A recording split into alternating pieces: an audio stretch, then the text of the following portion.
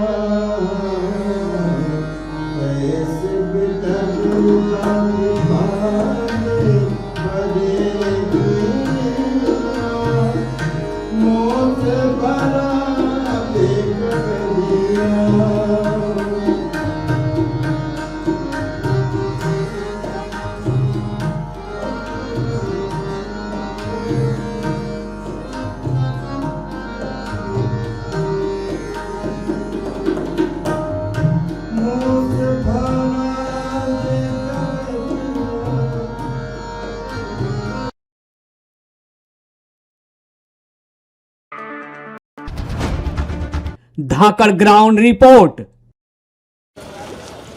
शीतलहरी है ना जी, तो सरकार की ओर से व्यवस्था नहीं किया गया है। व्यवस्था नहीं है। सरकार तो कह रही कि पूरा व्यवस्था किया गया है अलाव का। नहीं, अपना कैरेट जला रहे हैं। अपना कैरेट जला रहे हैं, ये कैरेट जला रहे हैं। देखिए ये कैरेट जला रहे हैं। अपना कैरेट जला रहे हैं। सरकारी तौर पर अलाव की व्यवस्था नहीं किया गया है।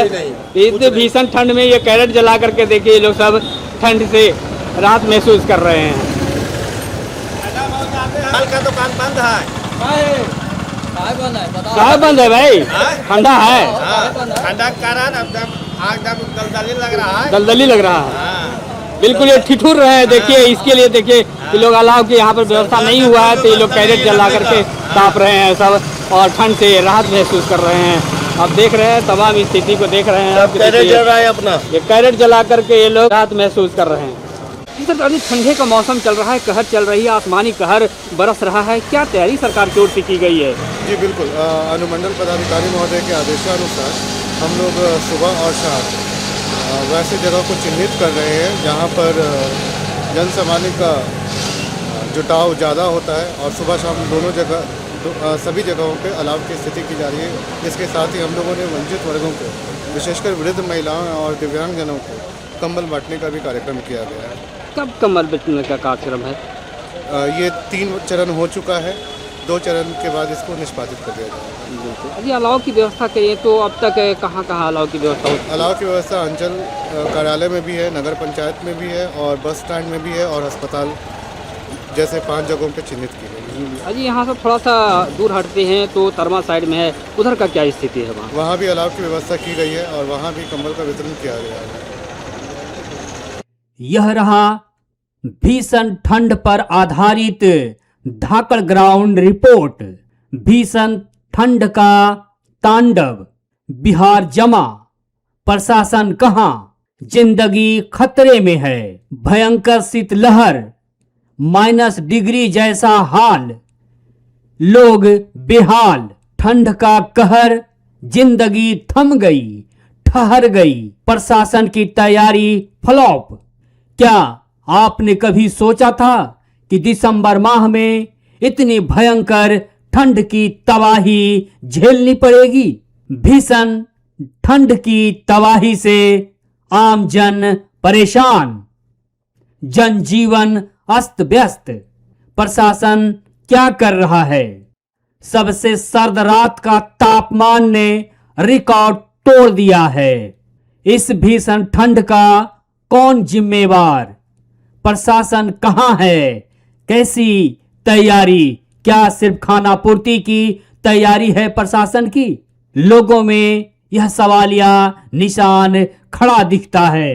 क्या सरकार ने इस मौके पर गरीबों के बीच में कंबल बांटा? ये भी सवालिया निशान घेरे में है। धाकड़ ग्राउंड रिपोर्ट। ग्राउंड रिपोर्ट देखिए। ग्राउंड रिपोर्ट देखना बहुत जरूरी है। अंज न्यूज मीडिया खबरें लेकर हाजिर हूं। धाकड़ ग्राउंड रिपोर्ट। खबरें लेकर। बीजेपी के वोट देने के कारण ऐसा हो रहा है। आज पिंटू भैया के वोट देते तो आज बजीगंज में ऐसा नहीं होता। चला करो, जैसा वोट दिया वैसा पाएगा। देखो, देख रहे हैं ना, पूरा चारों बगल मातम ही मातम छाया हुआ है। वोट दिया था, अच्छा, तो आज रो रहा है। इसीलिए हो रहा है। जी बिल्कुल। आज चिंटू भैया को वोट देते तो आज बजीरगंज में ऐसा नहीं होता, समझे? जी जी। आज रोए काम है कल पे, कल अपने दो। देखिए बीजेपी की सरकार कैसे कर रहा है, नहीं देखिए। कहता है कि जीविका वाला के 10,000 खाता में पैसा डाला, 2 लाख रुपए कहीं आएगा सर? घर तोड़ेगा कि 2 लाख पैसा लेगा बताइए? जीतन रामा जी गुजरता है, एको जीतन रामा जी काम से देखो, खाली मांझी है, देखिए खाली मांझी है। यहाँ से देखिए खाली मांझी, देखो खाली मांझी के नाम पर वोट लेता है। आया ढाल के चल गया, खाली मांझी के देखो ढाला। देखो आप कितना अभी अति बच रहा है। सब देखो लोटा वोटा है, सब कुछ है। अच्छा हो रहा है ना? अच्छा कैसे हो रहा है? नहीं, सबके करेगा तब ना अच्छा हो रहा है। अच्छा। खाली मेरा करेगा, खाली जात के नाम पर अति करेगा ना, हर जन के नाम पर सबके करेगा तब ना। चलिए बताते हैं कहाँ तक नहीं हुआ। खाली जो बता देंगे। अब कहता है कि वोटे देंगे, ये बीजेपी वाला ये बड़का चोर है। ये सड़क क्यों नहीं बन रही है? क्यों खराब है बरसों से? हाँ, रोड जो है सो कई एक साल से एकदम खत्म है और कोई तरह का इसका व्यवस्था नहीं। रोड चेक करने को लिए आता है और चेक करके चल जाता है, सो उधर रहता है। विकास नहीं हुआ अभी तक। कुछ नहीं, अच्छा, यहाँ का विधायक आपका क्या काम किया? कुछ नहीं। ने काम किया अच्छा है। खाली नाम का है डबल सरकार। अच्छा यहाँ अच्छा का विधायक कुछ नहीं, उससे ज्यादा चिंता मिंता कर गया यार। अच्छा अच्छा। अब विकास का काम चिंता मिंता भले कर गया, बाकी विधायक कुछ नहीं। कुछ नहीं किया। विधायक ताकल नहीं आया, देखल नहीं आया। मुझे बहुत खुशी हो रही है कि चिंटू जी उर्फ चिंतरंजन जी जो वजीरगंज को पूर्ण मजबूत कर रहे हैं और आम पब्लिक के ये हीरो हैं, क्योंकि इन्होंने वैसा काम किया जो किसी विधायक ने नहीं किया या किसी पब्लिक ने नहीं किया। ये विधायक न रहते हुए भी, विधायक प्रत्याशी होते हुए भी पहले नहीं थे, फिर भी पब्लिक के लिए इन्होंने पुल बनाने का काम किया, जहाँ जाने में काफ़ी समय लगती है। और लगभग 123 फुट लंबा पुल था जो अपने खर्चे से इन्होंने बनवाया पब्लिक के सेवा के लिए। जगह जगह शौचालय बनवाए और ये बहुत जुझारू नेता हैं। इन्होंने हमेशा गरीबों मजलूमों की आवाज़ बन के काम किया।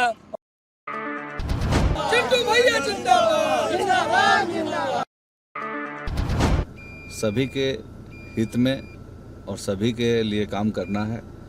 वजीरगंज की जनता जो पिछले मकर जाल में उलझी हुई है, इसलिए हम लोग मिलकर के वजीरगंज के विकास और उत्थान के लिए काम करेंगे। जय वजीरगंज मेरा नारा है, नया वजीरगंज, जय वजीरगंज विधानसभा। लाइक और सब्सक्राइब रिपोर्ट को जरूर कीजिएगा।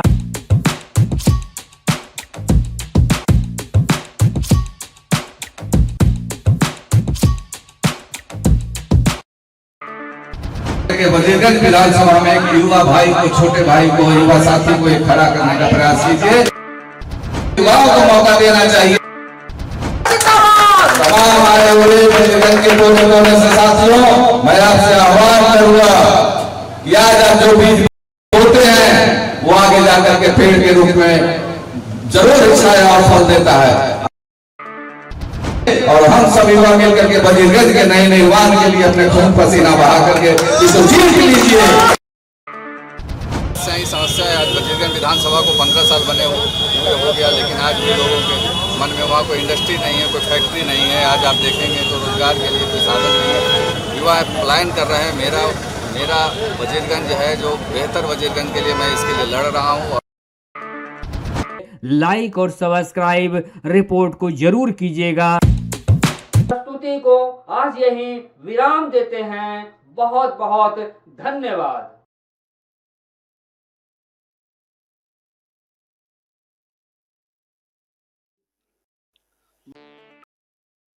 माननीय सदस्यगण, अब उपाध्यक्ष का निर्वाचन होगा।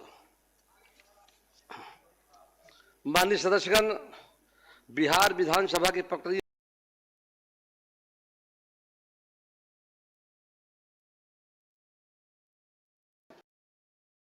कि सदस्यगण इस अध्यक्ष महोदय, मैं सबसे पहले नवगठित विधानसभा के पहले सत्र में चुनाव जीतकर आए सभी माननीय सदस्यों का हार्दिक अभिनंदन करता हूं और उन्हें बधाई देता हूं। बिहार विधान मंडल के दोनों सदनों के संयुक्त अधिवेशन में माननीय राज्यपाल महोदय का अभिभाषण हुआ है। मैं बिहार विधानसभा के उन सभी माननीय सदस्यों को धन्यवाद देता हूं जिन्होंने माननीय राज्यपाल के अभिभाषण में भाग लिया। माननीय राज्यपाल महोदय ने अपने अभिभाषण में सरकार की उपलब्धियों एवं प्राथमिकताओं को विस्तार से बताया है और इसके लिए मैं माननीय राज्यपाल के प्रति आभार व्यक्त करना चाहता हूं और मैं सदन के समक्ष अपनी कुछ बातें रखना चाहता हूं। अब ये जानिए, आप सब जानते हैं कि 24 नवंबर 2005 को पहली बार एनडीए की सरकार बनी थी और तब से राज्य में कानून का राज है और हम लगातार 20 वर्षों से विकास के काम में लगे हुए हैं। बिहार का विकास करना ही हमारा मुख्य उद्देश्य रहा है। हम दिन रात बिहार को आगे बढ़ाने के लिए भी सोचते हैं और इसी प्रकार काम करते रहते हैं। मैं बिहार की जनता का आभार व्यक्त करता हूं कि उन्होंने इस बार के विधान सभा चुनाव में बढ़ चढ़कर हिस्सा लिया और एनडीए गठबंधन को भारी बहुमत से विजयी बनाया है। शुरू से ही बिहार के विकास का काम हो रहा है। अब किसी प्रकार के डर एवं भय का वातावरण नहीं है। राज्य में प्रेम, भाईचारा एवं शांति का माहौल है। पहले कितना हिंदू मुस्लिम झगड़ा होता था, इसलिए वर्ष 2006 से ही कब्रिस्तानों की घेराबंदी शुरू की गई है। अब बड़े पैमाने पर कब्रिस्तानों की घेराबंदी की जा चुकी है। अब कोई झगड़ा झंझट नहीं होता है। और वर्ष 2016 में 60 वर्ष से पुराने हिंदू मंदिरों की घेराबंदी की गई है, आज जिससे चोरी आदि की घटनाएं नहीं होती हैं। यह सब काम करवाया गया है जो भी था शुरू से ही। और सर्वप्रथम शिक्षा एवं स्वास्थ्य के क्षेत्र में विशेष ध्यान दिया गया है। हम लोगों ने बड़ी संख्या में नए स्कूल खोले और नियोजित शिक्षकों की बहाली की। लड़के लड़कियों के लिए पोशाक एवं साइकिल योजना चलाई। बिहार लोक सेवा आयोग द्वारा 2,58,000 सरकारी शिक्षकों की बहाली की गई है। और वर्ष 2006 में 3,58,000 नियोजित शिक्षक बने थे, जिसमें से बिहार लोक सेवा आयोग द्वारा 28,976 1976 सरकारी शिक्षक बन गए। और फिर सरकार ने तय किया है कि नियोजित शिक्षकों को बीपीएससी की परीक्षा देने की जरूरत नहीं है और उन्हें मामूली सी परीक्षा लेकर सरकारी शिक्षक बनाया जाए। तो इनके लिए उन्हें 5 मौके तय किए और अब तक 3 परीक्षाओं का आयोजन हो चुका है, जिसमें 2,62,000 नियोजित शिक्षक पास हो गए हैं। अब केवल 77,000 शेष बच गए हैं और उन्हें 2 मौके और दिए जा रहे हैं। अब कुल मिलाकर सरकारी शिक्षकों की संख्या 5,20,000 हो गई है।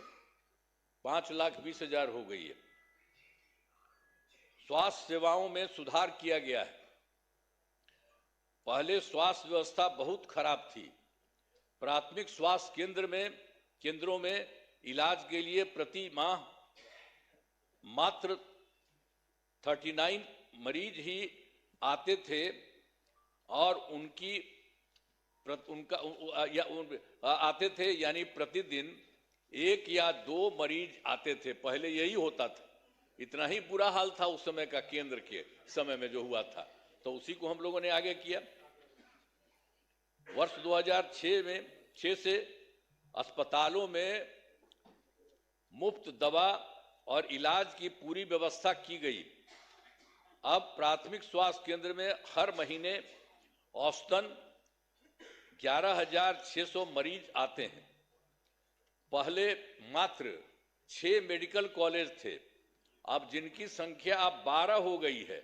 अब शेष सभी जो है 27 जिलों में नए मेडिकल कॉलेज बनाए जा रहे हैं और इन्हें शीघ्र पूरा कर दिया जाएगा। ये बहुत तेजी से काम हो रहा है, तो सब चीज हो जाएगा, पूरा कर दिया जाएगा। अब पटना मेडिकल कॉलेज एवं अस्पताल को, अब जो हम लोगों ने पहले था उसके लिए कितना अच्छा सब काम किया। तो जो पहले वाला पटना मेडिकल कॉलेज अस्पताल था उसका हम कितना जा करके देखते हैं, कितना घर बनवाया गया है। सब जगह हम बराबरे न जाते रहते हैं। को 5,400 बेड तथा 5 पुराने मेडिकल कॉलेज को 2,500 बेड का किया जा रहा है। अब साथ ही Indira Gandhi Institute of Medical Science तो भी था, तो उसको भी हमने पूरा का पूरा खूब खेल करके किया है। अब उसके लिए भी हम 3,000 बेड का जो है बनाया जा रहा है। तो एक एक तरह से सब जगह का काम किया जा रहा है पहले ही से। और राज्य में सड़कों, पुल पुलियों या निर्माण कराया गया है। राज्य के सुदूर क्षेत्रों में 6 घंटे में पटना पहुंचने के लक्ष्य को वर्ष 2016 में पूरा कर लिया गया। जो हम लोग किए थे सड़क और पुल पुलिया, वो सब बनवाए थे, तो उसी में था जो दूर से पटना आने में हुआ था 6 घंटे में पटना पहुंचने के लक्ष्य को वर्ष 2016 में पूरा कर लिया गया। अब जो है राज्य में बड़ी संख्या में सड़कों और पुल पुलियों, रेल ओवरब्रिज, बाईपास एवं एलिवेटेड रोड का निर्माण किया गया है, जिससे लगभग 5 घंटे में सबसे दूर वाले क्षेत्र से पटना पहुंचना संभव हो गया है। ये सब काम हो रहा है। इसे और बेहतर करने का प्रयास जारी है। इसके लिए 5 नए एक्सप्रेसवे सड़कों का निर्माण एवं प्रखंड मुख्यालयों को जोड़ने वाली सड़कों का 2 लेन चौड़ीकरण किया जाएगा। और उसके बाद वर्ष 2008 में कृषि रोड मैप बनाकर काम किया गया है। उसी समय शुरू हम लोगों ने काफी किया और आगे भी काफी चला है, जिससे कृषि के क्षेत्र में बहुत अच्छी प्रगति हुई है। अनाज, फल, सब्जी, दूध, अंडा, मांस और मछली उत्पादन काफी बढ़ गया है। अब मछली का उत्पादन 2.5 गुना से अधिक हो गया है और इससे मछली के उत्पादन में बिहार आत्मनिर्भर हो गया है और साथ ही किसानों की आय बढ़ी है। वर्तमान में चौथे कृषि रोड मैप जो हुआ वर्ष 24 से 2025, उसी को हम लोग करवा दिए। जो शुरू हुआ था 18 में, तो 12 तो शुरू था और उसके बाद फिर उसके बाद और बढ़ाए 5, एक बार और 5 से ज़्यादा बढ़ा और उसके बाद फिर बढ़ा दिए। तो इतना ज़्यादा काम हो रहा है, इसलिए आप लोगों को सब चीज़ हम बता दे रहे हैं कि काफ़ी काम हुआ है। तो हर तरह से सब जगह से हो रहा है पूरे तौर पर। अब जो कुछ भी हो रहा है इसके लिए हम लोग पूरा का पूरा काम हो रहा है।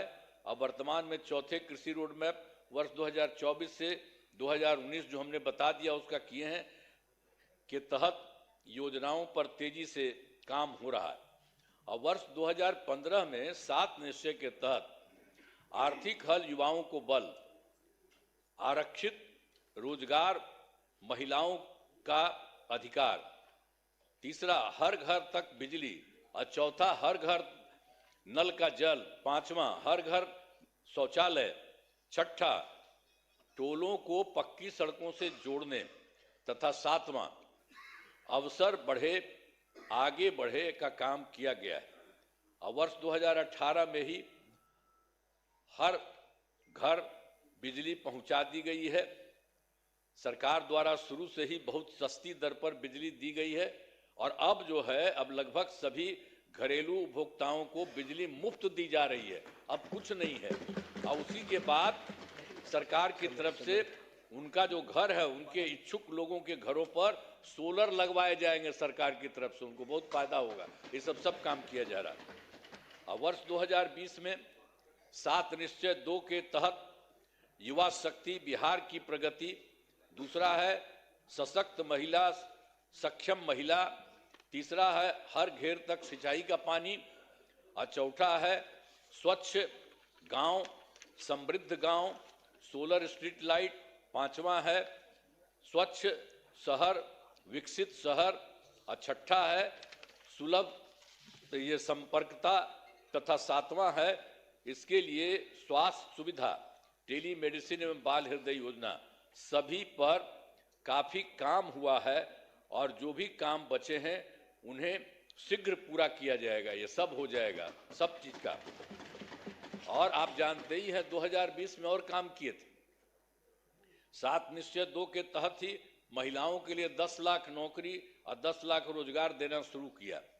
तो एक तो हो गया 10 लाख युवाओं को सरकारी नौकरी हो चुकी है, लेकिन जो हम लोग 10 लाख रोजगार की बात किए उसका तो एकदम सीधे धीरे बढ़ते बढ़ते अब 40 लाख लोगों को रोजगार दिया जा चुका है।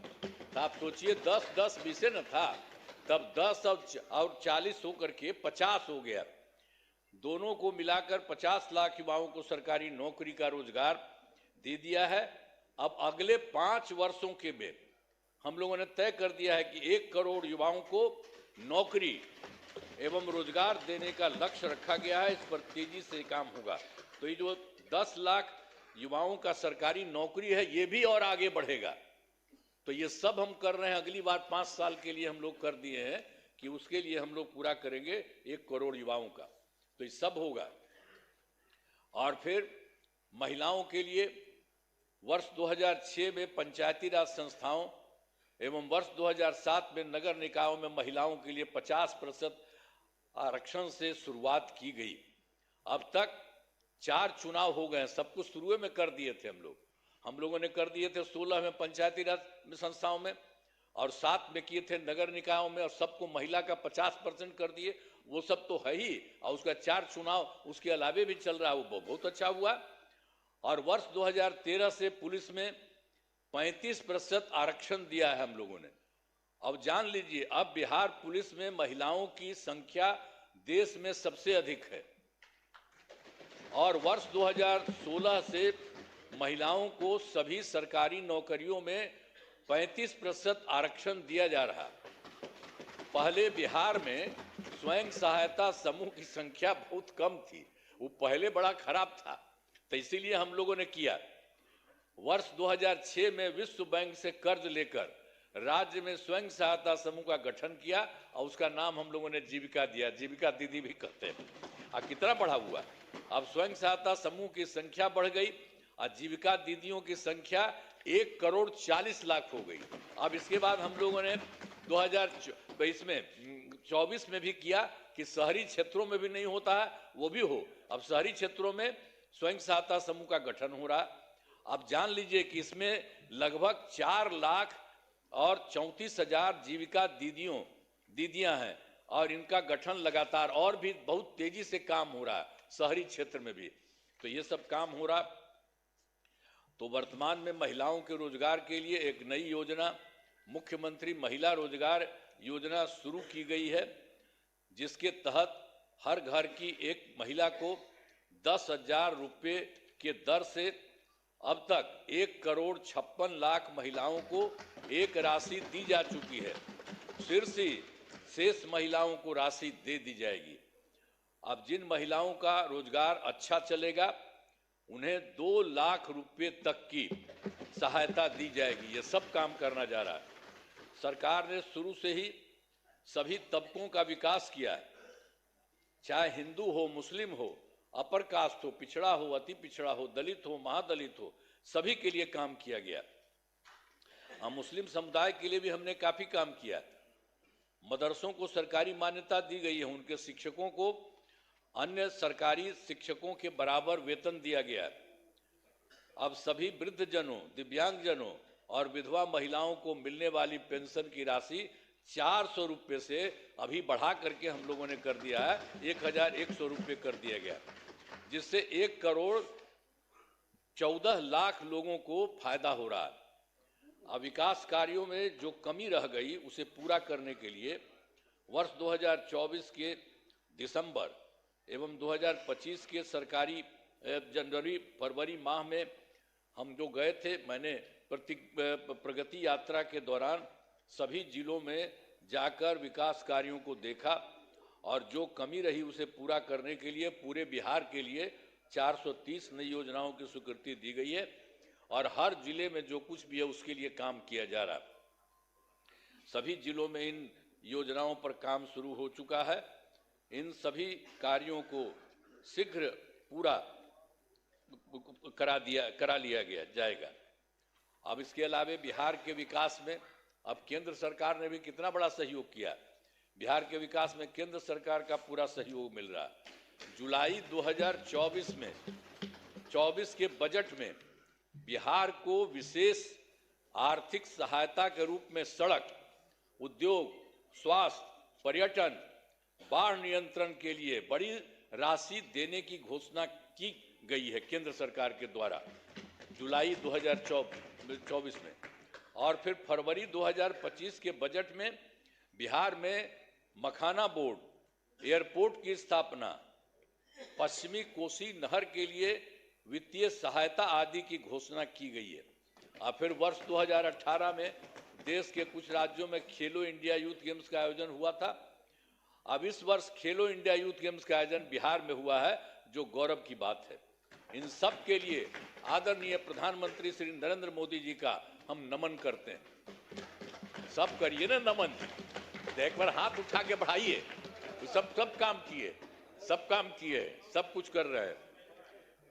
आप लोग काहे नहीं करते हैं?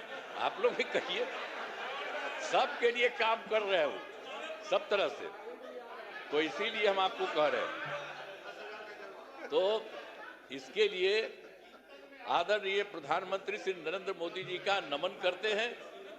आदरणीय प्रधानमंत्री जी कई बार बिहार आए हैं तथा उनके द्वारा विकास कार्यों का शिलान्यास शुभारंभ किया गया है। बहुत बार हम आते हैं पटना और चारों तरफ देखते हैं और सबके लिए फायदा करते हैं। तो ये सब काम हो रहा है, इन सभी योजनाओं पर अब तेजी से काम हो रहा है। तो मतलब जो बिहार के माध्यम से और केंद्र के माध्यम से इतना हो रहा है कि अब जान लीजिए कि इस बार जो हम लोग आए हैं, अब आप समझ लीजिए कि बहुत आगे बढ़ेगा, बहुत विकसित होगा आगे, इस बात को जान लीजिए। हमने आप क्या सुना ना भाई, सुना ना, बैठे अरे बैठे आप पहले तो आप बतवा मेरा सुनबे बैठे बैठे मत बोलिए, कहला कर रहे हो, सुनो प्लीज प्लीज बैठे बैठे मत बोलिए। हमने आपको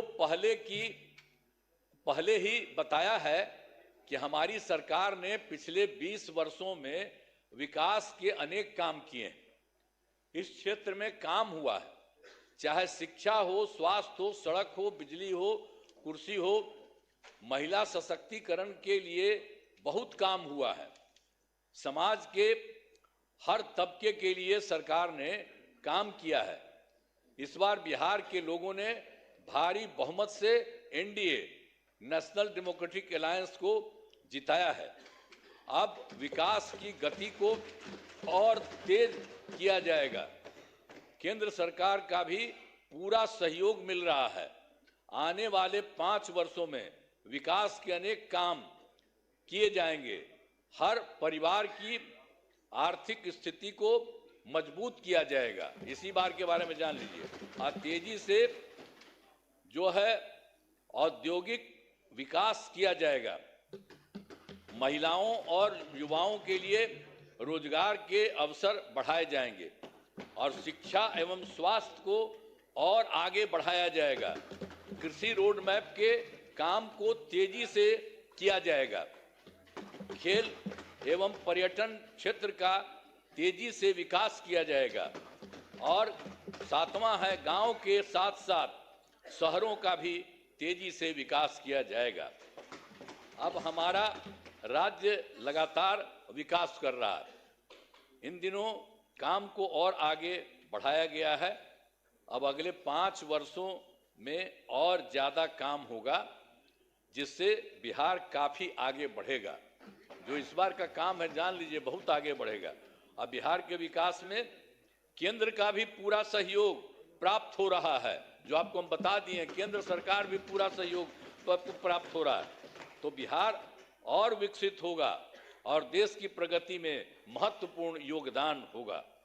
तो मैं अनुरोध करता हूं कि माननीय राज्यपाल महोदय के अभिभाषण के लिए उनके प्रति धन्यवाद का प्रस्ताव सदन सर्वसम्मति से पारित करें। यही हम करें।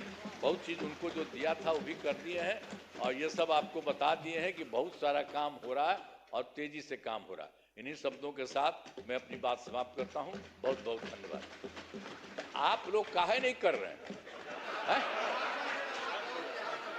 काहे नहीं कर रहे हैं? ये सब लोग कर रहे हैं। अरे भाई, अरे सब के लिए फायदा है। अरे भाई, अब हम तो 2 बार, अब तो थोड़ा थोड़ा आपको रखे हुए थे, तो कितना हम कमा किए थे। आप तो सब मेरा बतवा मान लेते थे।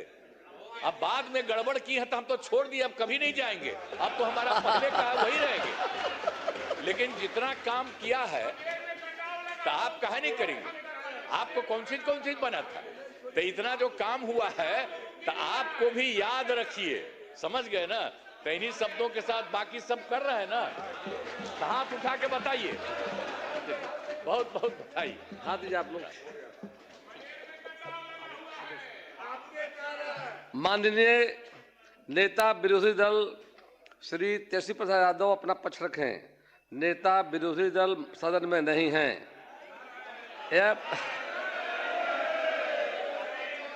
यह प्रस्ताव अध्यक्ष महोदय श्री मल्लिकार्जुन खड़गे जी, माता जी श्रीमती सोनिया गांधी जी, बड़े भाई श्री राहुल गांधी जी, मंच पर विराजमान सभी वरिष्ठ नेतागण, सभी कांग्रेस के महासचिव, इंचार्ज सचिव, पीसीसी के अध्यक्ष, माननीय मुख्यमंत्री जी, सबका इस सभा में आज बहुत बहुत स्वागत। और मेरे प्यारे कार्यकर्ता भाइयों और बहनों, दिल्ली की हवा में आप सबका स्वागत। खास तौर से मेरे यूपी के जो भाई बहन हैं, आपने बहुत मेहनत की है, आपको बहुत बहुत स्वागत। कोहरे में आप आज सुबह सुबह ठंड में निकले, मैंने आपके वीडियो देखे, आपकी फोटो देखी, इसके लिए बहुत बहुत धन्यवाद। जरा एक बार जोर से, इतनी जोर से नारा लगाइए कि यहां से गूंजता हुआ प्रधानमंत्री निवास तक जाए, वोट चोर, वोट चोर, वोट चोर। ये वोट क्या है, इसकी कीमत क्या है हमारे जीवन में, इसको समझना बहुत जरूरी है। बहुत समय पहले जब आजादी की लड़ाई शुरू हो रही थी और नेहरू जी जगह जगह जाते थे लोगों से मिलने के लिए, तो एक नारा गूंजता था। जब वो पहुंचते थे तो देश की जनता भारत माता की जय जयकार करती थी। उस समय नेहरू जी ने इस बात का उल्लेख किया कि भारत माता क्या है। उन्होंने कहा कि भारत की प्राकृतिक संपत्ति, भारत की नदियां, भारत के पहाड़, भारत के खेत तो भारत माता है ही, लेकिन भारत की जनता, भारत का एक एक बेटा, एक एक बेटी, जो इस धरती का पुत्र है, जो इस धरती की पुत्री है, वे सब भारत माता के अंश हैं, वे सब एक तरह से भारत माता ही हैं। और इसी सोच, इसी भावना ने हमारे संविधान को बनाया। इसी भावना ने आप सबको एक एक वोट दिया, जिससे आपका सबसे बड़ा अधिकार सरकार को चुनने का, सरकार को गिराने का आपको मिले। इसी सोच ने, इसी भावना ने इस तरह की संस्थाएं बनाई कि लोकतंत्र को मजबूत रखें। कैसी संस्थाएं थी ये? न्यायपालिका, मीडिया, संसद, ये राजनीतिक दल जिसका हम भाग हैं, विपक्षी दल, सत्ता पक्ष के जो नेता हैं वो, चुनाव आयोग, ये सब जनता के हित की रक्षा के लिए बनाए गए। इसीलिए जब आज हम देखते हैं कि इन सब संस्थाओं को कुचला जा रहा है, तो एक एक भारतवासी को उठना चाहिए, जागना चाहिए और ये समझना चाहिए कि जो वार हो रहा है वो सिर्फ इन संस्थाओं पर नहीं, लेकिन हम सब पर, आप सब पर, एक एक देश के पुत्र पर, एक एक देश की पुत्री पर वार हो रहा है। और इसे समझना बहुत ज्यादा जरूरी है। आज न्यायपालिका दबाव में है। सारी मीडिया, मेरे भाई बहन मीडिया के जो यहाँ खड़े हैं, बेचारे मजबूर हैं। सारी मीडिया या अडानी जी की है या अंबानी जी की है। आज परिस्थितियां ये है कि पिछले आम चुनाव में मुख्यमंत्रियों को जेल में डाला गया, कांग्रेस पार्टी का बैंक अकाउंट बंद कर दिया गया, भ्रष्टाचार के नाम पे तरह तरह के इल्जाम लगाए गए जिसका कोई प्रमाण नहीं है। ईडी भेजी, इनकम टैक्स भेजा, सीबीआई भेजी, और जैसे जैसे जिनका दिल कमजोर था जो सह नहीं पाए वो इसकी उनकी पार्टी में शामिल हो गए, वैसे वैसे इनकी वॉशिंग मशीन उनको धोकर उनको पाक बनाती रही। आज संसद को देखिए, संसद को देखिए, मुश्किल से एक सत्र में एक दो बहस होती है। और जब हमने कहा, राहुल जी ने मुद्दा उठाया, खड़गे जी ने मुद्दा उठाया कि हमें बहस करनी है चुनाव पे, एसआईआर पे, जिस तरह से वोट चोरी हो रही है उस पे, तो घबरा गए, मानी नहीं बात। अंत में जाकर कैसे माने कि हम वंदे मातरम पर भी चर्चा करेंगे। तो हम संसद में ये बहस करते रहे कि राष्ट्रगीत किसका है, राष्ट्रगीत कैसे बना, राष्ट्रगीत क्यों बना, और जो बड़ी बड़ी समस्याएं हैं जिससे आप जूझ रहे हो, बेरोजगारी, महंगाई, पेपर लीक, उसके बारे में चर्चा करने की हिम्मत नहीं है। हिम्मत क्यों नहीं है? क्योंकि अगर इनको एक असली चुनाव लड़ना पड़े, मैं चुनौती देती हूं, एक सही चुनाव लड़ लें, बैलेट पे लड़ लें, तो ये खुद जानते हैं कि कभी नहीं जीत पाएंगे। आज आपको मायूस होने की जरूरत नहीं है कि बिहार का चुनाव हार गए, क्योंकि पूरा देश देख रहा है कि ये चोरी से जीतते हैं। राहुल जी ने प्रेस कॉन्फ्रेंस की, पहले हरियाणा की बात बताई, महाराष्ट्र की बात बताई, कर्नाटक की बात बताई, बिहार में एसआईआर करके 65 लाख वोट काट दिए गए। और अगर ये सारे प्रमाण आप अलग कर दें तो एक साफ और साधारण बात सामने आती है। आचार संहिता के समय 10-10 हजार रुपए आप पहुंचा रहे हो, कोई आपको रोक नहीं रहा है। चुनाव आयोग आंख बंद कर रहा है, आंख मूंद रहा है। तो अगर ये चुनाव चोरी नहीं है तो क्या है? इनके पास जवाब ही नहीं है। ये जानते हैं कि आज के दिन जनता इनसे नाराज है। देखिए, हिले हुए लगते हैं। संसद में मैं देखती हूं, आत्मविश्वास घट गया है, आंखों में आंख मिलाकर नहीं देख पाते, सामने से गुजरते हैं तो यूं आंख झुका देते हैं।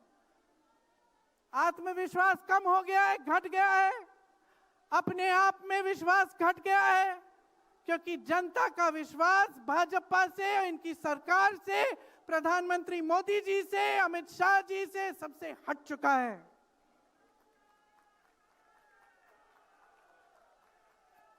आज इनको चुनाव आयोग की जरूरत है। चुनाव आयोग के बिना ये चुनाव नहीं जीत सकते। और याद रखिए, चुनाव आयोग के जो मुख्य जो 3 अधिकारी हैं उनके नाम आप याद रखिए, कभी मत भूलिए इनके नाम, क्योंकि ये आज हमारे लोकतंत्र पर वार कर रहे हैं। इतिहास में कभी ऐसा नहीं हुआ कि पूरा विपक्ष कह रहा है कि हमें विश्वास नहीं है चुनाव आयोग में, इन चुनाव में हमारा विश्वास नहीं है, ये चुनाव ठीक ढंग से नहीं किए जा रहे हैं।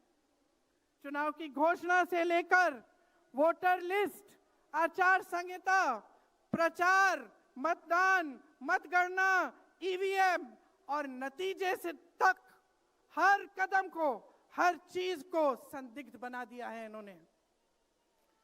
इनके साथ साथ सारी संस्थाएं इनके सामने झुक गई हैं, सरकार के सामने झुक गई हैं, इनको झुकाया गया है। राहुल गांधी जी ने बिहार चुनाव में लंबी यात्रा की एसआईआर के खिलाफ। क्यों की? क्योंकि एसआईआर में ये वोट काटकर चुनाव का नतीजा अपने पक्ष में करना चाह रहे थे। अब यूपी में शुरू हो गया है, 3 करोड़ नाम काटे गए हैं यूपी में। कितना योग्य है ये चुनाव आयोग भाजपा के लिए?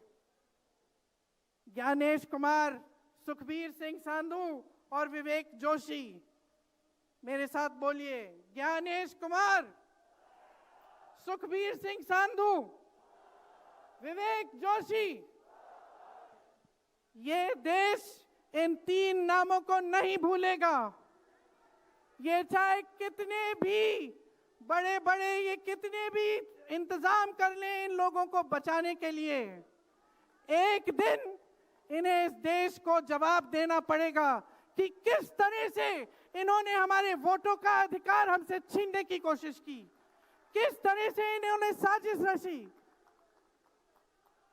हर मोर्चे पर ये सरकार विफल है, हर मोर्चे पर।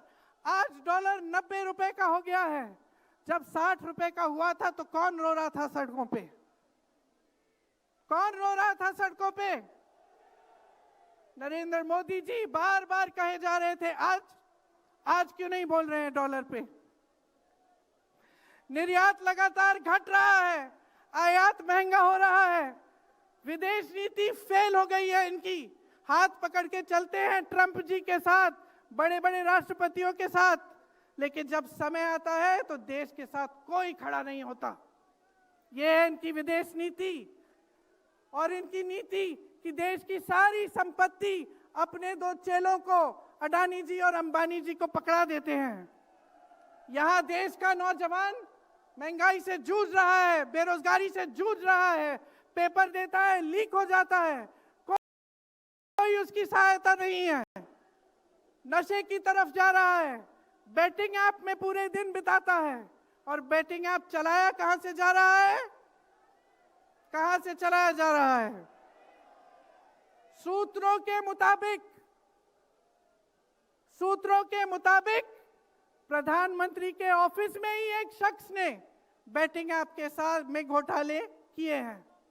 इसकी चर्चा होती है क्या सदन में?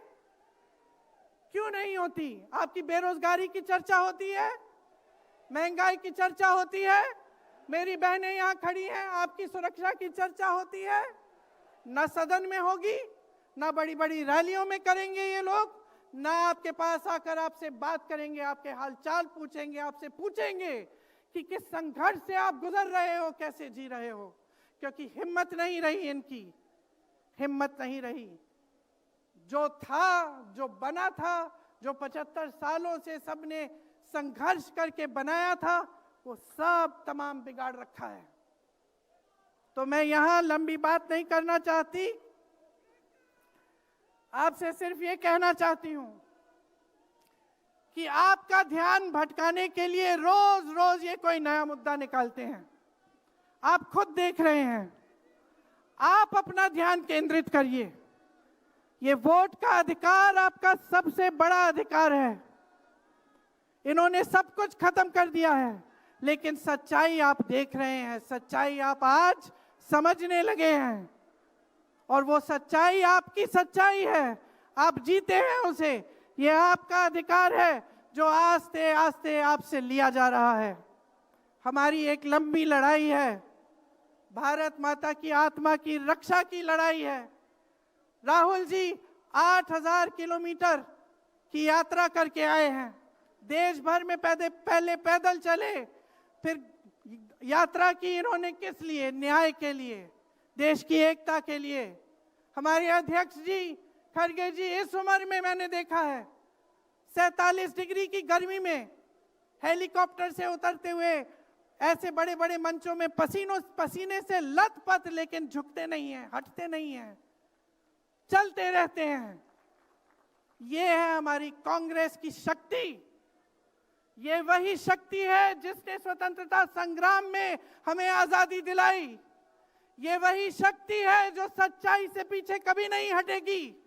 ये वही शक्ति है जो आप सबको यहाँ लाई है। आज आपको ये संघर्ष की शक्ति दी है कि इस माहौल में इस समय आप खड़े रहे अपनी पार्टी के साथ। ये देश की महान जनता है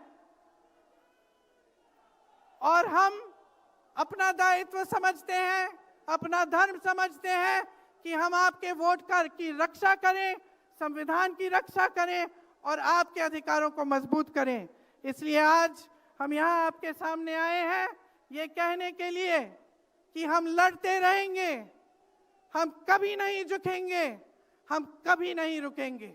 धन्यवाद, जय हिंद। बहुत बहुत शुक्रिया प्रियंका जी। शख्सियत को, वो जो कभी थकते नहीं, जैसा प्रियंका जी ने कहा, वो जो कभी रुकते नहीं, जिनकी कथनी और होगा तो माननीय मल्लिकार्जुन खड़गे जी की आवाज जरूर गूंजेगी।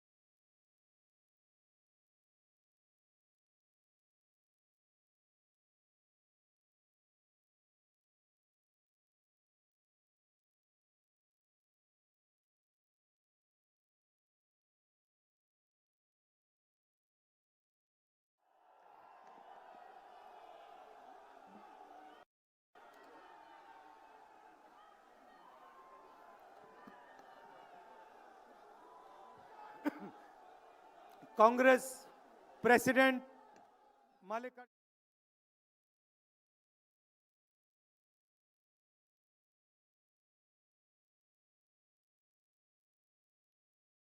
जी, काजी निजामुद्दीन जी, देवेंद्र यादव जी,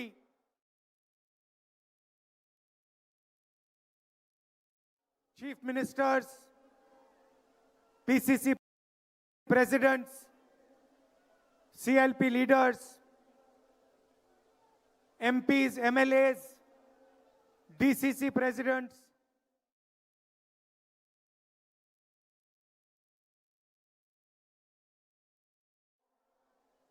देशवासियों, प्रेस के हमारे मित्रों, आप सबका यहां बहुत बहुत स्वागत, नमस्कार।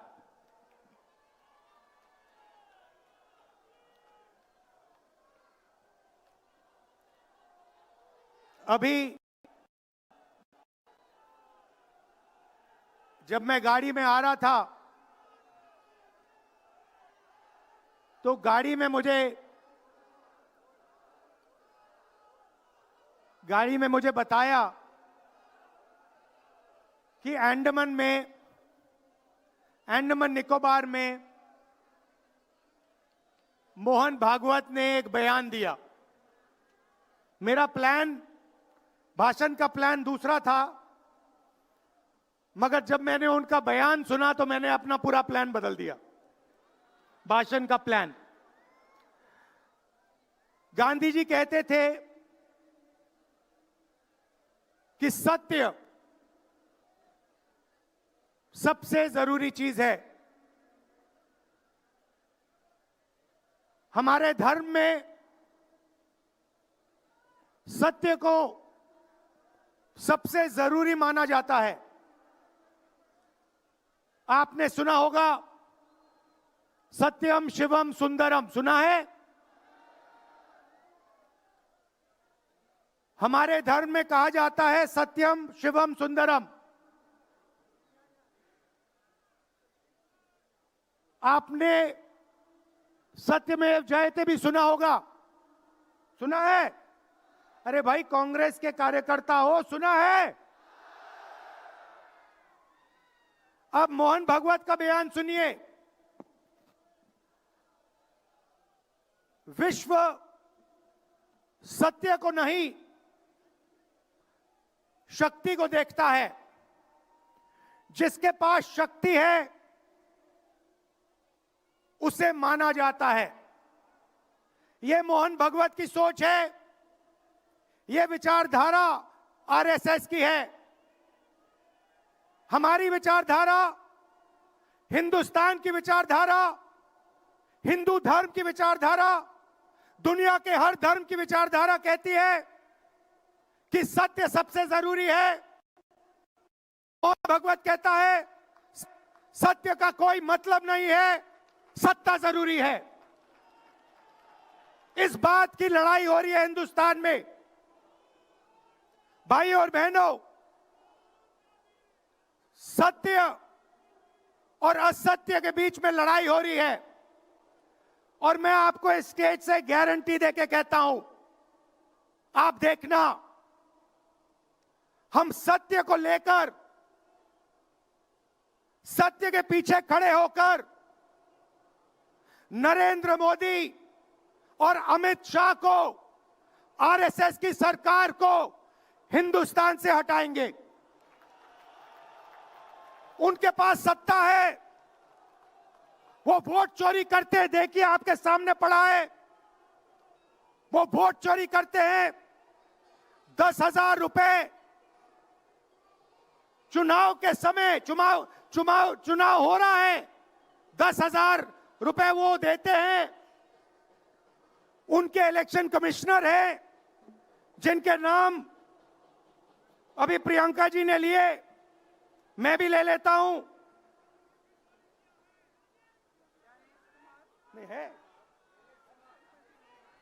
Gyanesh Kumar, doctor Sukhbir Singh Sandhu, doctor Vivek Joshi. याद रखिए, याद रखिए, ज्ञानेश कुमार, सुखबीर सिंह सांधू, विवेक जोशी। ये जो सत्य और असत्य की लड़ाई हो रही है, इलेक्शन कमीशन बीजेपी के सरकार के साथ मिलकर काम कर रहा है, और इनको जितनी भी इम्यूनिटी देनी है दे दो। नरेंद्र मोदी जी ने इलेक्शन कमिश्नर्स के लिए कानून बदला, नया कानून लाए, कहा कि इलेक्शन कमिश्नर कुछ भी करे, उन पर एक्शन नहीं लिया जा सकता है, उन पर कार्रवाई नहीं ली जा सकती है। मैं स्टेज से आपको कह रहा हूं, कांग्रेस पार्टी आपको कह रही है, आप मत भूलिए, आप हिंदुस्तान के इलेक्शन कमिश्नर हो, आप नरेंद्र मोदी के इलेक्शन कमिश्नर नहीं हो। और हम आपको साफ कह रहे हैं, ये जो कानून बना है, आपकी रक्षा करने के लिए कानून बना है, इस कानून को हम बदलेंगे, रेट्रोएक्टिवली बदलेंगे और आपके खिलाफ एक्शन लेंगे।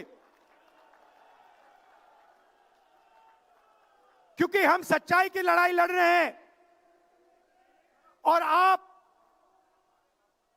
असत्य के साथ खड़े हो। भाइयों और बहनों, हरियाणा से यहां लोग आए हैं, हाथ दिखाइए, ये देखिए हरियाणा से आए हैं।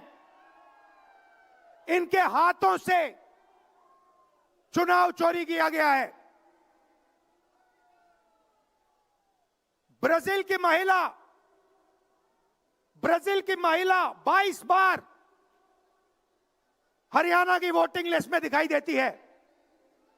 एक पोलिंग बूथ में एक महिला 200 बार आती है। बीजेपी के नेता यूपी से आकर हरियाणा में वोट करते हैं, उधर भी उनका वोट है, इधर भी उनका वोट है। लाखों डुप्लीकेट वोटर हैं। मैंने प्रेस कॉन्फ्रेंस किया और ये जो 3 शख्स हैं, ज्ञानेश कुमार, सुखबीर सिंह सांधू, विवेक जोशी, इन्होंने कोई जवाब नहीं दिया। हमने एलिगेशन किया, हमने उनसे सवाल पूछा, आप हमें समझाइए ब्राजील की महिला कैसे वोटर लिस्ट पे, एक महिला 200 बार क्यों आती है, एक घर में 500, 600, 700 वोटर क्यों मिलते हैं, उत्तर प्रदेश से बीजेपी के नेता हरियाणा में वोट क्यों डालते हैं, कोई जवाब नहीं मिला। और पार्लियामेंट हाउस में कुछ ही दिन पहले कांपते हुए, ऐसे हाथ कांप रहे थे, अमित शाह जी उनकी सफाई देते हैं। आपने देखा होगा, देखा, मैंने उनको सीधा चैलेंज किया कि आइए पार्लियामेंट में, आपने मेरी प्रेस कॉन्फ्रेंस की बात की, आइए डिबेट करते हैं, देश को दिखाते हैं सच कौन बोल रहा है। ये आप भूलिए मत, ये देश सच का देश है, सत्य का देश है। आपके पास सत्ता आज है, आप पावर में हैं, इसका कोई मतलब नहीं है। देश की जनता सत्य को समझती है, सत्य के लिए लड़ती है। यह देश सत्य के लिए जान दिया है। आपने देखा अमित शाह को, हाथ देखा अमित शाह का, हाथ देखा कांपते हुए ऐसे देखा। क्यों हाथ क्यों कांप रहा था, मैं बताता हूं। क्योंकि ये बहादुर जब ही हैं जब इनके हाथ में सत्ता है। जैसे ही इनके साथ से सत्ता निकलेगी, आप देखना इनकी बहादुरी कहां जाएगी।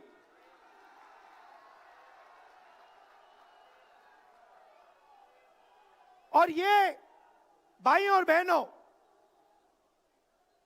ये 2-3 अरबपतियों के लिए काम करते हैं। ये जो सारे के सारे कागज के ढेर हैं, ये जो सिग्नेचर्स हैं,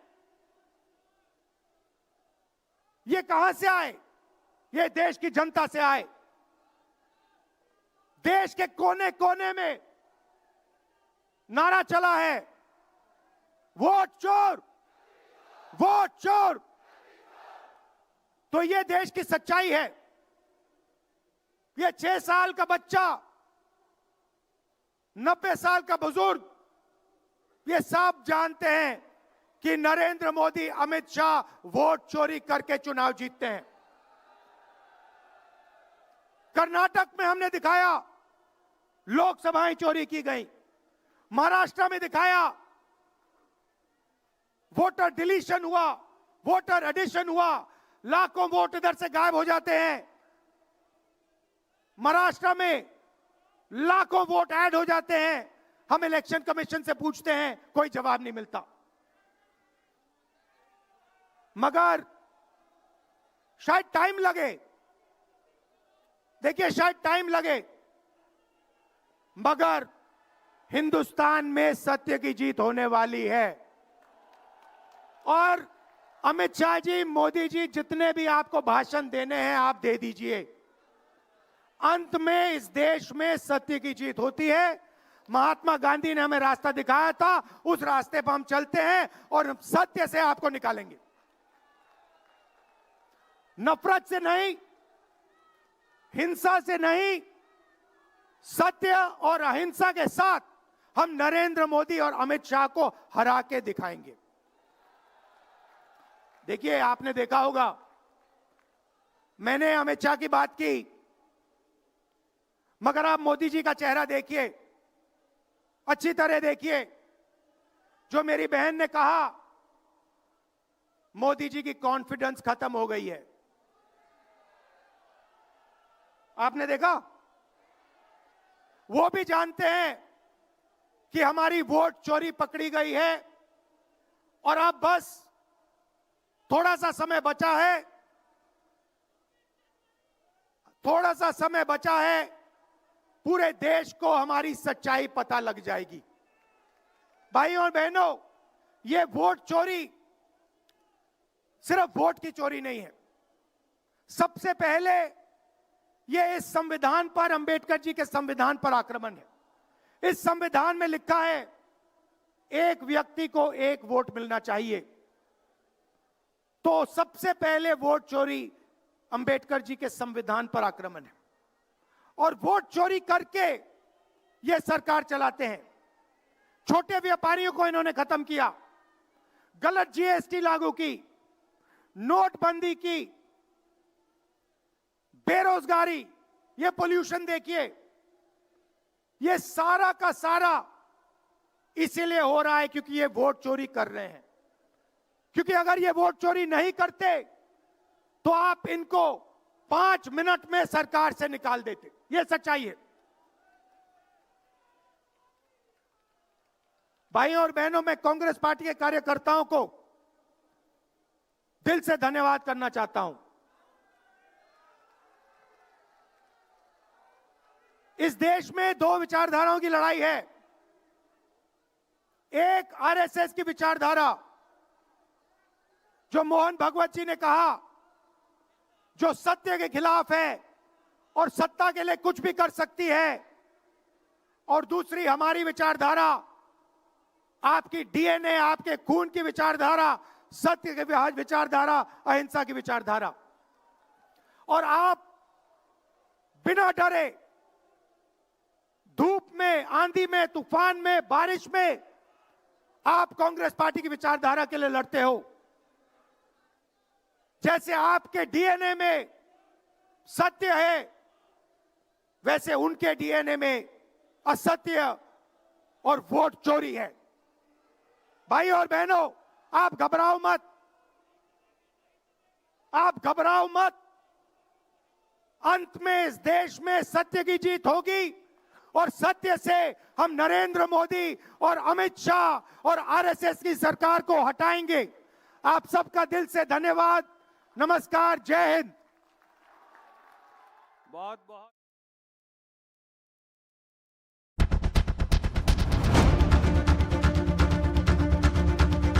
खबरें लेकर हाजिर हूं मैं अशोक कुमार अंज।